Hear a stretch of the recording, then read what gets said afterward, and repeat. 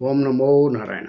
ಓಂ ನಮೋ ನಾರಾಯಣ. ಇವಾಗ ಏನು ಹೇಳಕ್ಕೆ ಬಂದಿದ್ದೀನಿ ಅಂದರೆ, ನಾನು ಈ ರಾಜ್ಯ ಅಲ್ಲ, ಈ ದೇಶದಲ್ಲೇ ಒಂದು ವಿಮಾನ ದುರಂತ ಆಯಿತು. ಎಲ್ಲಪ್ಪ ಅಂದರೆ ಅದು ಮಹಾರಾಷ್ಟ್ರದಲ್ಲಿ. ಮೊದಲೊಂದು ದುರಂತ ಆಗಿತ್ತು, ಅದು ಗುಜರಾತದು ಮುಗಿದು ಒಂದು 6 ತಿಂಗಳಾಯ್ತಾ ಇದ್ದಂಗೆ ಈಗ ವಿಮಾನ ಮತ್ತೆ ನಿಗೂಢ ಪತನ ಆಯಿತು. ಈ ಥರ ಎಲ್ಲ ಪತನ ಆಗತ್ತೆ ಅಂತಂದರೆ ವಿಮಾನಯಾನ ಅಧಿಕಾರಿಗಳು ಮತ್ತು ಅವರು ಯಾಕೆ ಇದನ್ನೀಗ ಆವಾಗವಾಗ ಸರಿಯಾದ ರೀತಿಯಲ್ಲಿ ನಿರೂಪಣೆ ಮಾಡಿ ಅದನ್ನೀಗ ಜನಗಳಿಗೆ ಅನುಕೂಲ ಆಗಂಗೆ ಮಾಡಬೇಕು. ಇವಾಗ ನೋಡಿದ್ರೆ 6 ಜನ, ಒಬ್ಬ ಉಪಮುಖ್ಯಮಂತ್ರಿ ಅಂದರೆ ತುಂಬ ಪವರ್ಫುಲ್ ಉಪಮುಖ್ಯಮಂತ್ರಿ ಅಂತೀವಿ ಅವರು, ಎಲ್ಲರೂ ಹೇಳೋ ಪ್ರಕಾರ. ಸಾಕಷ್ಟು ಅವರ ಕೆಲಸಗಳು ಭಾಳ ಚೆನ್ನಾಗಿ ಮಾಡಿದ್ದಾರೆ, ಹಂಗೆ ಹಿಂಗೆ ಅಂತೆಲ್ಲ ಹೇಳ್ತಾ ಇದ್ದಾರೆ. ಅವರು 6 ಸತಿ, ಅವರು 12 ಸತಿ ಬಜೆಟ್ ಮಂಡನೆ ಮಾಡೋರಂತೆ. ಸಿದ್ದರಾಮಯ್ಯನವ್ರಿಗೆ ಪಕ್ಕದಲ್ಲೇ ಇದ್ದಾರೆ ಅವರು. ಅಂದರೆ ಅವರು 6 ಬಾರಿ ಉಪಮುಖ್ಯಮಂತ್ರಿ ಆಗಿದ್ದಾರೆ. ಎಷ್ಟು ಸತಿ? 6 ಬಾರಿ ಮುಖ್ಯಮಂತ್ರಿ, 8 ಸಾರಿ MLA. ಅವರು 8 ಸಾರಿನಲ್ಲಿ ಅವರು ಉದ್ದಕ್ಕೂ ಬಂದಿರತಕ್ಕಂಥ ದಾರಿ ಹೆಂಗಿದೆ ನೋಡಿ. ಅವರು ಅಧಿಕಾರದಲ್ಲಿ ಸುಮಾರು 30-40 ವರ್ಷ ಅವರು ಅಧಿಕಾರದಲ್ಲೇ ಇದ್ದಾರೆ. ಎಷ್ಟರ ಮಟ್ಟಿಗೆ ಅವರು ಪವರ್ಫುಲ್ ಆಗಿರಬೇಕು ಅಂತ ಅಷ್ಟರಲ್ಲೇ ಗೊತ್ತಾಗುತ್ತೆ. ಅವರು ಯಾವ ಪಕ್ಷ ಎಲ್ಲ ಎದುರು ನೋಡಲಿಲ್ಲ, ಅವ್ರಿಗೆ ಅಧಿಕಾರ ನೋಡಿದ್ರು ಅಷ್ಟೇ. ಅಧಿಕಾರ ಹೆಂಗೆ ನೋಡಿದ್ರು ಅಂತಂದರೆ, BJP ಶಿವಸೇನೆ ಜೊತೆ ಮತ್ತು ಕಾಂಗ್ರೆಸ್ ಜೊತೆ ಒಂದು ಸತಿ ಸರ್ಕಾರ ಮಾಡಿದ್ರು. ಅವ್ರಿಗೆ ಯಾವುದು ಏನು ಇವ್ರು ಹೇಳ್ತಾರಲ್ಲ, ಇದು ಏನು ಹಿಂದೂಸಮ್ ತನ್ನ ಪಾರ್ಟಿ ಆ ಪಾರ್ಟಿ ಅಂತಲೂ ಇಲ್ಲ. ಶಿವಸೇನೆ ಜೊತೆ ಬಂದರು, ಹಿಂದೂಸಮ್ ಪಾರ್ಟಿ ಜೊತೆ ಇದನ್ನು ಮಾಡಿದ್ರು. ಸೆಕ್ಯುಲರಮ್ ಜೊತೆ ಒಂದು ಅಷ್ಟು ವರ್ಷದ ಕೆಲಸ ಮಾಡಿದ್ರು. ಈಗ ಮತ್ತು BJP ಜೊತೆ ಕೆಲಸ ಮಾಡ್ತಾಯಿದ್ದಾರೆ. ಪಾಪ BJPನಲ್ಲಿರುವಾಗಲೇ ಅವರು ತಮ್ಮ ದೇಹನಿಗೆ ತ್ಯಾಗ ಮಾಡ್ಕೊಂಡಿದ್ದಾರೆ. ತುಂಬ ದುಃಖವಾದಂಥ ವಿಷಯ ಇದು. ಆಮೇಲೆ ಇನ್ನೊಂದೇನಪ್ಪ ಅಂತಂದರೆ, ಸದನದಲ್ಲಿ ಲೋಕಭವನ RSS ಕಚೇರಿಯಲ್ಲಿ ಟೆಲಿಫೋನ್ ಕದ್ದಾಲಿಕೆ. ಎಂಥ ವಿಷಯ ಹೇಳಿ. ಇದನ್ನಿಗೆ ಯಾರು ಹೇಳಿರೋದು ಹೇಳಿ? ನಮ್ಮ ಪ್ರಿಯಾಂಕ ಖರ್ಗೆ ಹೇಳಿರೋಂಥ ಮಾತು ಸದನದಲ್ಲಿ ಹೇಳೋವಂಥ ಮಾತಾ? ಅದು ನಿಜನ ಸುಳ್ಳ ಏನಿಲ್ಲ. ಎತ್ತೀತು ಕಟ್ಟು ನನಗೆ ಎತ್ತು ಈತದ ಇಲ್ವ ಅಂತಲೂ ಕೂಡ ಯೋಚನೆ ಇಲ್ಲ. ಹಂಗೆ ಅವರು ಎಲ್ಲಿ ಅಂದರೆ ಅಲ್ಲಿ ಹೆಂಗೆ ಬೇಕು ಅಂದರೆ ಹಂಗೆ ಮಾತಾಡಿದ್ದಾರೆ. ರಾಜ್ಯಪಾಲರಿಂದಲೇ ಸರ್ಕಾರಕ್ಕೆ ಅಪಮಾನ ಅಂತ ಹೇಳ್ಬಿಟ್ರು ಸಿದ್ದರಾಮಯ್ಯನವರು ಹೇಳಿದ್ರು, ರಾಜ್ಯಪಾಲರಿಂದನೇ ರಾಜ್ಯಕ್ಕೆ ಅಪಮಾನ ಆಯ್ತಂತೆ. ರಾಜ್ಯಪಾಲರು ಏನು ಅಪಮಾನ ಮಾಡಿದ್ರಪ್ಪ ಸಿದ್ದರಾಮಯ್ಯ ಅವರೇ? ಜನ ತೀರ್ಪು ಕೊಡ್ತಾರೆ, ಮುಂದೆ ಇದೆ ನಿಮಗೆ ಮಾರಿ ಹಬ್ಬ. ಈಗೇನು ಅಲ್ಲ ಸಿದ್ದರಾಮಯ್ಯ ಅವರೇ. ಅಲ್ಲ, ನೀವು ಅವ್ರನ್ನೀಗ ಗೌರವಯುತವಾಗಿ ಕರ್ಕೊಂಡು ಬಂದು ಅವರ ಎದುರುಗಡೆ ಯಾವ ರೀತಿ ನಡ್ಕೊಳ್ಬೇಕು, ನಡವಳಿಕೆ ಇಲ್ಲದೆ ನೀವು ಬರೆದು ಕೊಟ್ಟಿದ್ದನೀಗ ಓದಬೇಕು ಅಂತೇಳಿ ಅವ್ರ ಮೇಲೆ ಒತ್ತಡ ಏರ್ಬಿಟ್ಟು ಇನ್ನು ಈಗ 3 ದಿವಸ ಆದ್ರೂ 3 ದಿವಸ 4 ದಿನ ಆಗ್ತಾಯಿದೆ ಆ ಚರ್ಚೆ ಎಲ್ಲ ಆಗಿ. ಇನ್ನೂ ಕೂಡ ವಿಧಾನಸಭೆಯಲ್ಲಿ ಕೂತ್ಕೊಂಡು ಇದನ್ನೇ ಚರ್ಚೆ ಮಾಡ್ತಿರಲ್ಲ, ಇದನ್ನೇ ಹೇಳ್ತಿರಲ್ಲ, ಅವರೇ ತಪ್ಪು ಮಾಡಿದ್ದು, ನಾವೇನು ತಪ್ಪೇ ಮಾಡಲಿಲ್ಲ ಅಂತ. ಮತ್ತು ಇನ್ನೊಂದು ಹೇಳ್ತಾ ಇದ್ದೀರಾ, ಅವರು ರಾಷ್ಟ್ರಗೀತೆ ಹಾಡದೆ ಹೋಗ್ಬಿಟ್ರು. ರಾಷ್ಟ್ರಗೀತೆನಿಗ ಆನ್ ಮಾಡೋದು ಯಾರು? ರಾಜ್ಯ ಸರ್ಕಾರದ ಕರ್ತವ್ಯ ಅಲ್ವ ಅದು? ರಾಜ್ಯ ಸರ್ಕಾರದ್ದು ಯಾರು? ರಾಜ್ಯ ಸರ್ಕಾರದವರು ಇಲ್ಲ. ಅವರು ಸಭಾಧ್ಯಕ್ಷರಿದ್ದರು.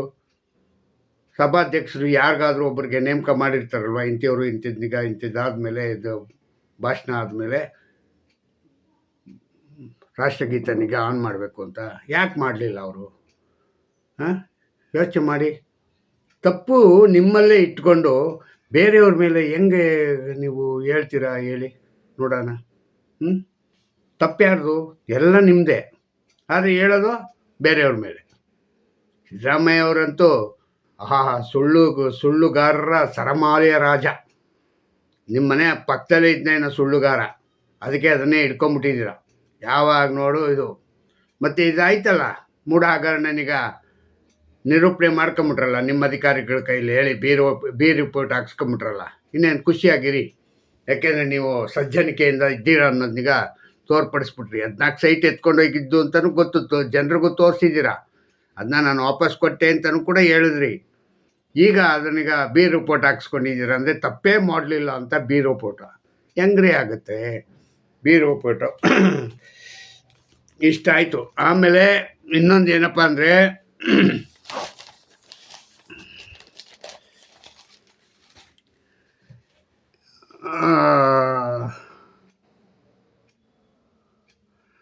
ಸಿ ಎಮ್ಗೆ ಆಯ್ತಲ್ಲ ಮೂಢ ಹಗರಣ ಕ್ಲೀನ್ ಚಿಟ್ ಆಗೋಯ್ತು.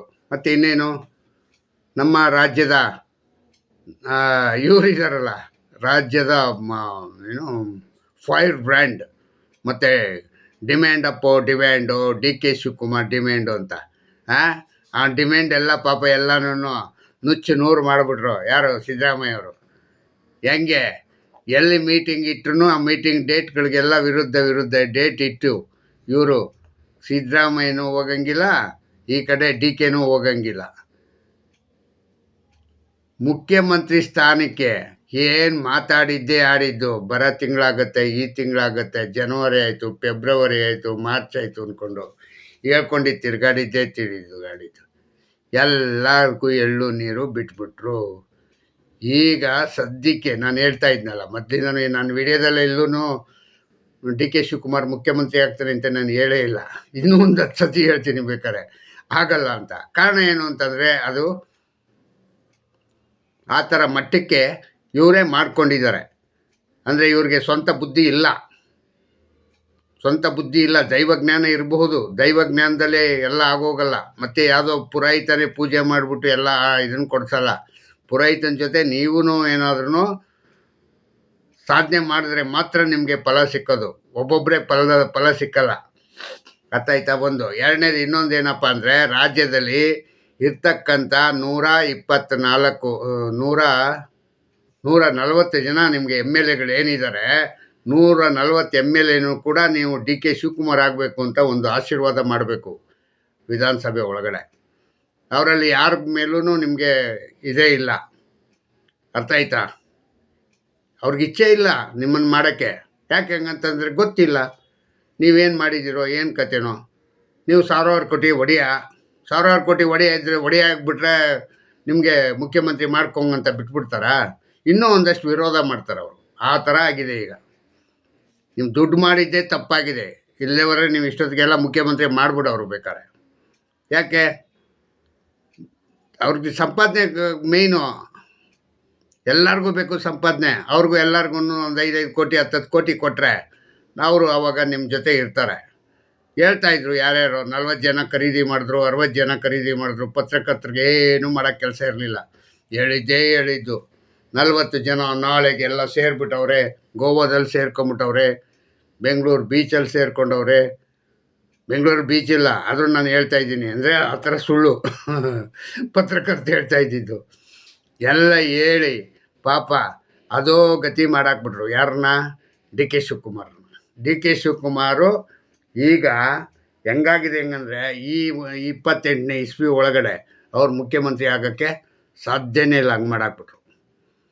ಯಾಕೆಂತಂದರೆ ಅವರ ನಾಯಕ ಇದ್ದಾನಲ್ಲ, ಅವ್ರ ನಾಯಕ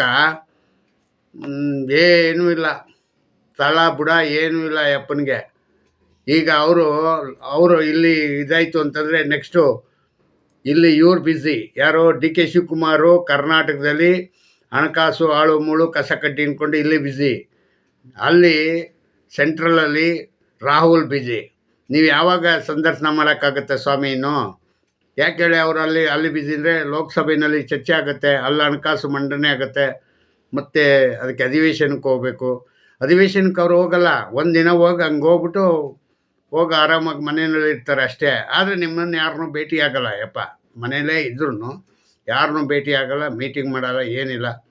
ಅಲ್ಲಿಗೆ ಎಲ್ಲ ವಿಷಯನೂ ತರಿಸ್ಕೊಂಡು ಶುದ್ಧವಾಗಿ ಇದನ್ನು ಮಾಡ್ಕೊಂಡಿರ್ತಾರೆ. ಅರ್ಥ ಆಯ್ತಾ? ಈ ಥರ ವಿಷಯ. ಹೀಗಾಗಿ ಯಾರು ನಂಬಂಗಿಲ್ಲ, ಹಂಗೆ ಮಾಡ್ಕೊಂಬಿಟ್ಟವ್ರೆ. ಯಾರನ್ನೂ ನಂಬಂಗಿಲ್ಲ ಈಗ, ಯಾರು ರಾಹುಲ್ ಗಾಂಧಿನೀಗ. ಆ ಥರ ರಾಹುಲ್ ಗಾಂಧಿ ತಮ್ಮ ಸ್ಥಾನಕ್ಕೆ ತಾವೇ ಚ್ಯುತಿ ಬರ್ಕೊಂಡಿದ್ದಾರೆ. ಅಲ್ಲ, ನಮ್ಮ ರಾಜ್ಯದ ಯುವ ನಾಯಕ ಅಂತಂದ್ರೂ ತಪ್ಪಾಗಲಾರ್ದು ನಮ್ಮ ಡಿ ಕೆ ಶಿವಕುಮಾರ್ ಅವ್ರನ್ನ. ಯುವ ನಾಯಕನಿಗೆ ಮುಖ್ಯಮಂತ್ರಿ ಸ್ಥಾನ ಕೊಟ್ಟಿಲ್ಲ ಹಂಗಂತಂದರೆ ಇನ್ಯಾರು ಕೊಡ್ತೀರಾ ಮುಂದೆ? ಹಾಂ, ಹೇಳಿ. ಈ ಥರ ಆಗಿದೆ. ಇಷ್ಟು ಹೇಳಿ ನಾನು ಈ ಹೆಚ್ಚಿಗೆ ಇನ್ನು ವಿಷಯನಿಗೆ ಹೇಳೋದಕ್ಕೆ ಇಲ್ಲ. ನಾನು ಇನ್ನೂ ಏನೇನೋ ಸ್ಟಡಿ ಮಾಡಿದೆ. ಅಲ್ಲಿ ವಿಧಾನಸಭೆಯಲ್ಲಿ ಎಲ್ಲ ಚರ್ಚೆ ಆಗೋದೆಲ್ಲ, ಅದೆಲ್ಲ ಏನು ಚರ್ಚೆ ಅತಿಯಾಗಿ ಹೇಳೋದು ಅಂತ ಹೇಳಿದ್ನೇ ಹೇಳ್ತಾವ್ರೆ ಅಲ್ಲಿ. ಅವ್ರು ಯಾರೋ ನಿಜವಾಗಿ ಟಿ ಖಾದರ್ ಅಧ್ಯಕ್ಷ ಆಗೋಕ್ಕೆ ಲಾಯಕ್ಕಿಲ್ಲ. ಅದು ಯಾಕೆ ಅಧ್ಯಕ್ಷರು ಮಾಡಿದ್ರೋ ಗೊತ್ತಿಲ್ಲ. ಅರ್ಥ ಆಯ್ತಾ? ಎಲ್ಲೂ ಚರ್ಚೆನೂ ನಡೆಯಲ್ಲ, ಏನೂ ಇಲ್ಲ. ಹೇಳಿ ಮುಂದಕ್ಕೆ ಹೇಳಿ ಅಂತ ಓಡಿಸ್ಕೊಂಡು ಕರ್ಕೊಂಡು ಹೋಗ್ತಾ ಇರೋದೆ. ಯಾಕೆ ಅಧಿವೇಶನ ಇಡ್ತಾರೆ ಅಂತಲೂ ಗೊತ್ತಿಲ್ಲ. ಅಧಿವೇಶನಕ್ಕೆ ಬೆಲೆ ಇಲ್ಲದಿದ್ದಂಗಾಗಿದೆ. ಅಲ್ಲಿ ಅಧಿವೇಶನದಲ್ಲಿ ಏನಾದ್ರೂ ಒಂದು ವಿಷಯ ತಾರ್ಕಿಕ ಅಂತ್ಯಕ್ಕೆ ಯಾವ್ದಾದ್ರು ಮಾಡ್ತಾವ್ರಾ? ಇಲ್ಲ. ಅದನ್ನು ಅಲ್ಲೇ ಮೊಟಕು ಮಾಡ್ತಾ ಇರೋದು. ಹೆಂಗಂತಂದರೆ, ಈಗ ರಾಜ್ಯಪಾಲರಿಗೆ ಅವಮಾನ ಆಗಿದ್ದು, ನಾಚಿಕೆ ಆಗಿದ್ದು, ಇದಕ್ಕೆ ಅದಕ್ಕೆ ಉತ್ತರ ಸಿಕ್ಕಲೇ ಇಲ್ಲ. 3 ದಿನ ತುಂಬೋಯ್ತು ಅದು. ಅದು ನನಗೆ ಪೋಸ್ಟ್ಪೋನ್ ಆಯ್ತಾ ಇದೆ. ಒಂದು ವಿಷಯನೀಗ ಮುಂದೆ ಎತ್ಕೊಂಡು ಅದನ್ನು ಫಿನಿಷ್ ಮಾಡಿ ಮತ್ತೆ ಅದನ್ನೀಗ ಕೆಲಸ ಮಾಡೋಣ ಅಂತ ಅನ್ನೋದು ಇಲ್ಲ. ಅದರಿಂದ ನನಗೇನೋ ಈ ಸತಿ ವಿಧಾನಸಭೆ ನಡೀತಾ ಇರೋದು ಕಲಾಪ ಸಂತೋಷ ತಂದಿಲ್ಲ. ಅದು ದುಃಖದ ಸ್ಥಿತಿಲಿದೆ.